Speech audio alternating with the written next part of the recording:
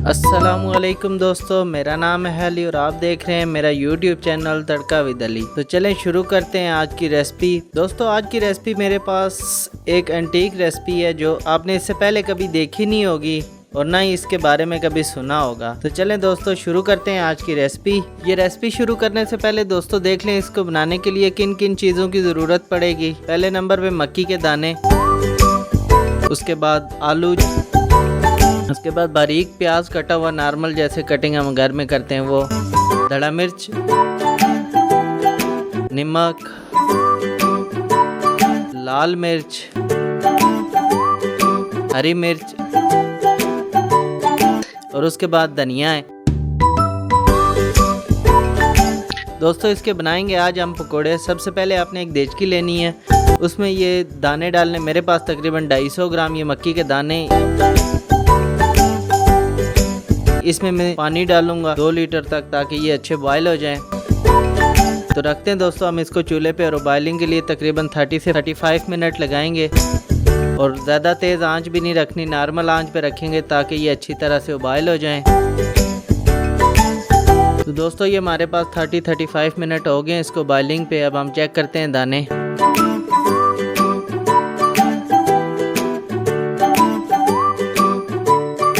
ये देख रहे हैं आप मेरे जो मैंने दाने रखे थे देचकी में वो बॉयल हो गए हैं अच्छी तरह से। तो अब हम इसको चलते हैं अगले प्रोसीजर की तरफ। दोस्तों तो लेते हैं हम एक बोल में ऐड करेंगे ये दाने।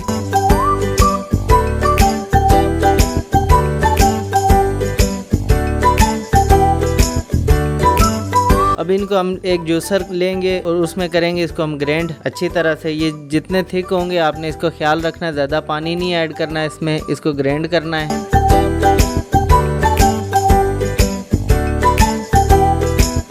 तो दोस्तों ये देखें ये इसका बन गया पेस्ट। अब हम इसको लेंगे एक बोल में। ये देख रहे हैं आप कितना थिक इसका पेस्ट है, जैसे आम हमारा बेसन जो हम घर में यूज़ करते हैं उसी के तरह का पेस्ट हो जाता है इसको।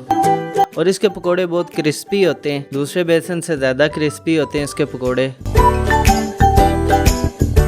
तो दोस्तों इसमें हम अब लेंगे 1 टीस्पून धड़ा मिर्च, 1 टीस्पून अब इसमें हम डालेंगे नमक,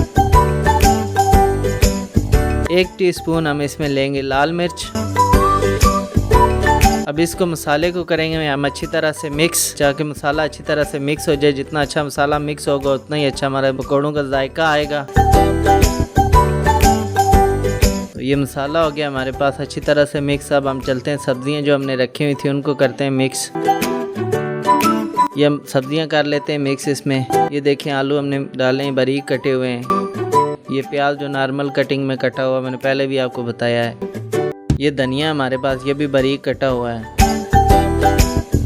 और ये हरी मिर्चें आप जिस तरह इस्तेमाल करना चाहते हैं, अगर आप कहते हैं कि छोटी छोटी हो छोटी कर लें, अगर बड़े साइज़ में आप इस्तेमाल करना चाहते हैं तो बड़े में कर लें। तो दोस्तों अब हम इसमें मिक्स करेंगे सब्ज़ी, और सब्ज़ी को जो है ना अच्छी तरह से इसमें मिक्स करना है ताकि सब्ज़ी और बेसन जो बनाया हमने मक्की के दानों का, दोस्तों ये बेसन अच्छी तरह से मिक्स हो जाए। जितना अच्छा मिक्स होगा इसमें उतने ही अच्छे इसके पकोड़े बनेंगे। ज़्यादा लिक्विड भी ना हो, ज़्यादा लिक्विड करेंगे तो इसके पकोड़े अच्छे नहीं आएंगे और जब आप ऑयल में डालेंगे तो खुल जाएंगे इसके पकोड़े।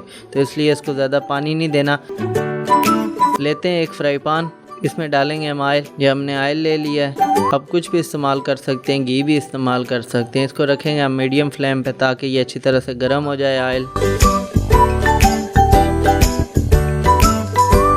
ये देख लें ऑयल गर्म हो गया, हम इसमें लेंगे पकोड़े। आपने ज़्यादा बड़ा पकोड़ा नहीं डालना क्योंकि इसको जितना आप साइज़ बढ़ाएंगे उतना ये ज़्यादा टूटेगा, इसलिए दरमियाना साइज़ रखना है इसका।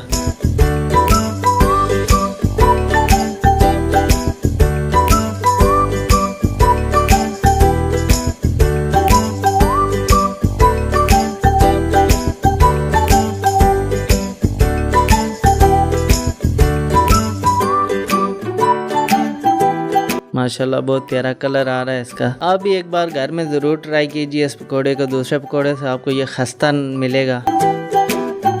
इस पे थोड़ी मेहनत है लेकिन होते बहुत मज़ेदार हैं ये, आपने ट्राई ज़रूर करने हैं।